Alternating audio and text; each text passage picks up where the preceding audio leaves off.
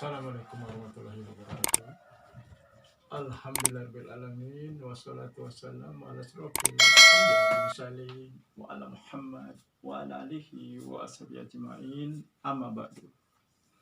Segala puji bagi Allah yang hingga detik ini rahmat dan nikmatnya selalu kita rasakan, selalu menyertai kita dalam seluruh aktivitas kehidupan kita. Dari sejak kita bangun tidur sampai tidur kembali, nikmat Allah tidak pernah meninggalkan kita. Bahkan tidur itu sendiri adalah nikmat yang sangat besar. Salawat dan salam, marilah senantiasa kita sampaikan kepada Rasulullah, kepada keluarganya, para sahabat, dan tentu saja kepada penerus perjuangan beliau, kepada para mujahid dakwah, kepada orang-orang yang mau memperhatikan akan kemurnian dan kesucian agama ini.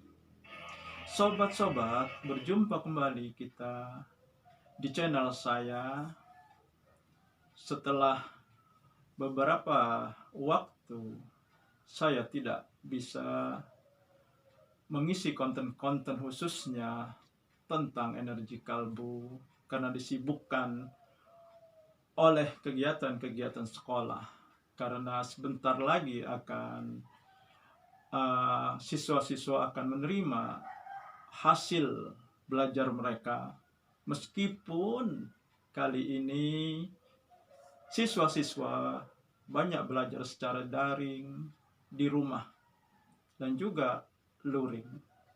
Akan tetapi dalam masa 1 semester, mereka harus menerima hasil belajar mereka.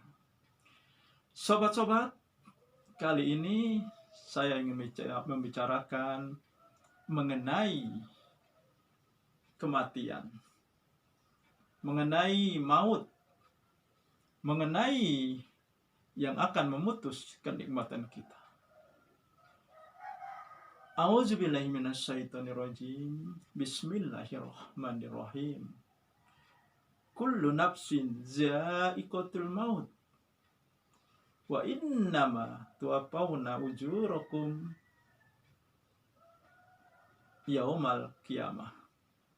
Wa man juziha 'anil nar wa udkhilal jannah faqad faz. Wa ma hayatud dunya illa mata'ul ghurur. Sobat-sobat, Allah sudah berfirman, Allah mengingatkan kita bahwa setiap yang berjiwa pasti akan mati. Dan balasan setiap amal kita akan disempurnakan pada hari kiamat. Barang siapa yang dijauhkan dari neraka dan dimasukkan ke dalam surga, sesungguhnya dialah yang mendapat kemenangan. Dan tidaklah kehidupan dunia ini kecuali kesenangan yang menipu. Sobat-sobat semua, dari firman Allah di surat Ali Imran ayat 185 itu, kita diingatkan, kita disadarkan bahwa selama kita hidup di dunia, Allah belum memberikan balasan yang sempurna bagi seluruh amal-amal yang kita lakukan, perilaku, tingkah laku yang kita lakukan. Ini semua adalah terjadi karena sebab akibat. Sebagai contoh, kalau kita rajin belajar, maka kita akan pintar. Kalau kita rajin berusaha, maka kita akan menjadi kaya.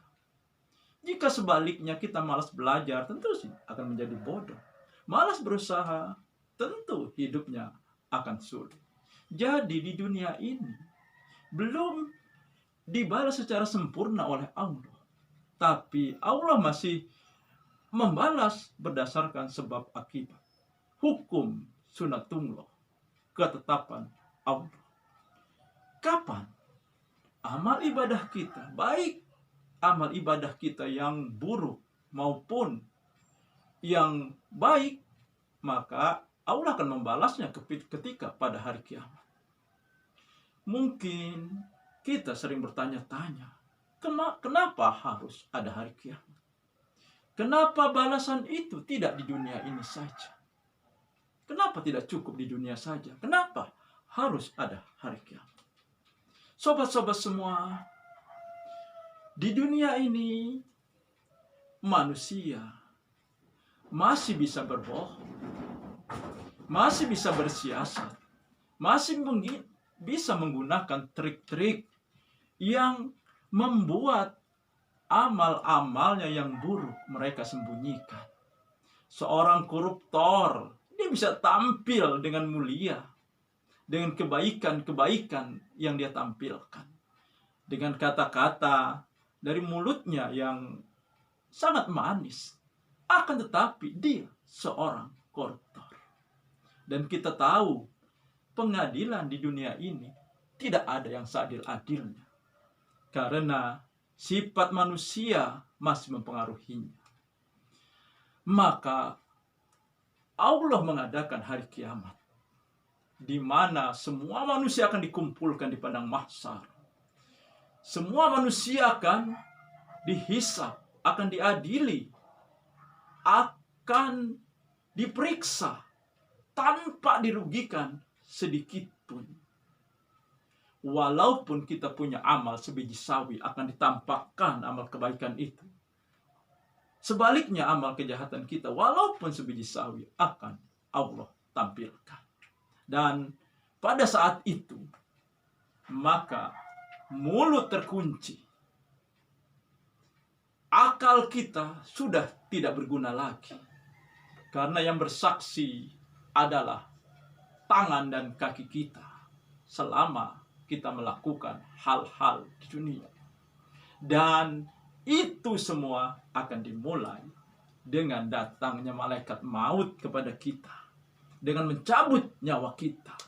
Berarti hidup kita di dunia ini sudah selesai. Kita akan memasuki alam kubur. Di sana kita akan menghadapi malaikat Munkar dan Nakir. Kalau kita bisa menjawab pertanyaan di alam kubur, insya Allah selama menunggu datangnya hari kiamat, kuburan kita lapang, bercahaya, dan ditemani oleh makhluk yang sangat elok, yang sangat rupawan, sampai hari kiamat. Pagi dan petang ditampakkan tempat kita di surga. Tetapi kalau selama ini kita lalai, kita merasa hidup kita akan panjang, kita merasa karena kenikmatan yang sangat banyak, karena kedudukan, karena posisi, kita lalai, kita lupa bahwa kita akan menghadapi kematian. Maka sebaliknya, pertama ketika tubuhnya dimasukkan ke alam kubur, maka kedua dinding kubur itu menghimpit dirinya, menghimpit badannya, sampai tulang-tulangnya berjalin seperti terjalinnya 5 jari-jari kita. Kedua belah 5 jari-jari kita seperti itu, gemertak tulangnya. Kemudian datang malaikat Munkar dan Nakir. Dia tidak bisa menjawab, karena jawaban ketika itu adalah bagaimana amal ibadah kita, bukan pikiran kita. Mulut memang masih bisa berbicara, akan tetapi tidak bisa berpikir lagi.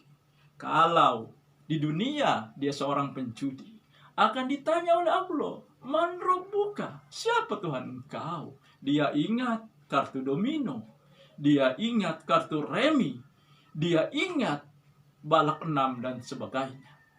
Bila dia seorang penyabung, maka yang dia ingat adalah ayam sabungannya, ayam bangkok. Dia tidak akan bisa menjawab.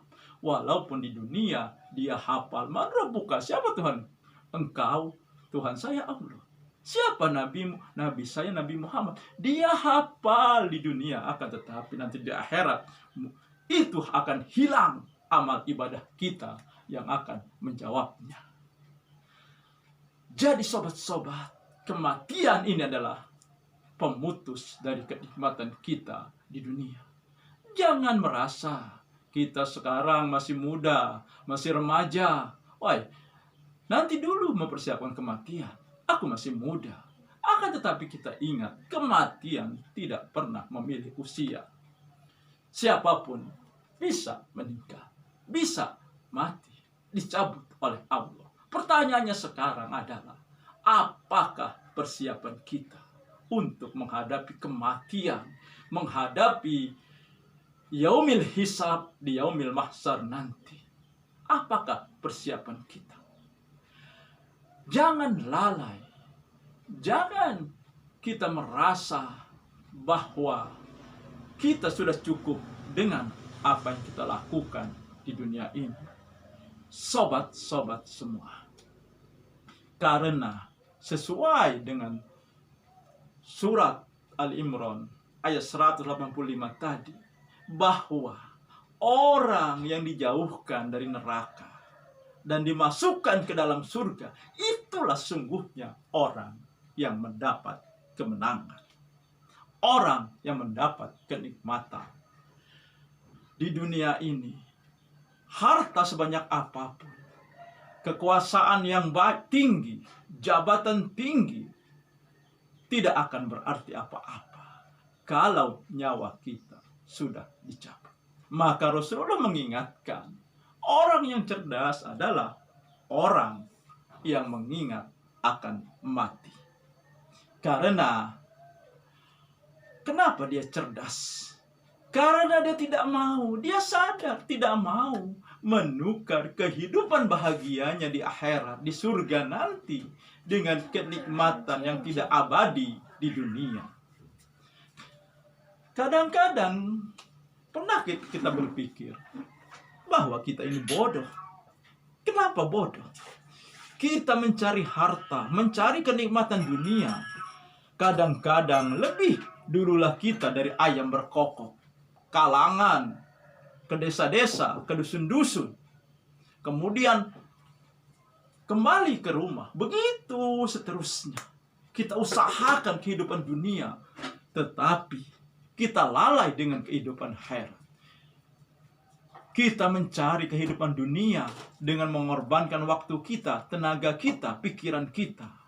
Tetapi itu semua akan kita tinggalkan, tidak akan bisa membantu kita, membela kita, bahkan harta dan apapun yang kita punya di dunia sebanyak apapun tidak bisa menebus, membayar untuk kita dihindarkan dari siksa api neraka. Di dunia ini apapun sementara, apapun tidak abadi. Semua penderitaan kita, kalau kita hidup menderita di dunia, hidup miskin di dunia, akan selesai ketika malaikat maut mencabut nyawa kita. Begitu juga, hidup bahagia kita di dunia, kenikmatan kita di dunia, itu sementara. Akan selesai begitu malaikat maut mencabut nyawa kita. Tetapi kesengsaraan di akhirat itu abadi. Abadi.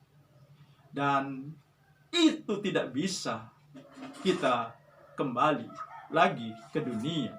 Karena nanti banyak orang yang meminta tangguh, meminta dikembalikan ke dunia untuk agar bisa mengganti amal-amal buruknya selama ini dengan amal-amal yang baik. Saya akan patuh, ya Allah, saya akan menjalankan perintah-Mu. Akan tetapi sudah terlambat. Waktu di dunia sudah berakhir dengan datangnya malaikat maut. Jadi sobat-sobat, marilah jangan kita lalai. Walau hidup kita bahagia, hidup kita senang, atau hidup kita miskin, menderita,